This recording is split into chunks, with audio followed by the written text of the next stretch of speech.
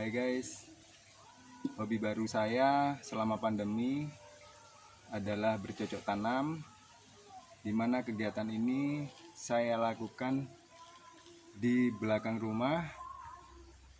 Ada sedikit lahan kosong yang bisa saya tanami sayur mayur.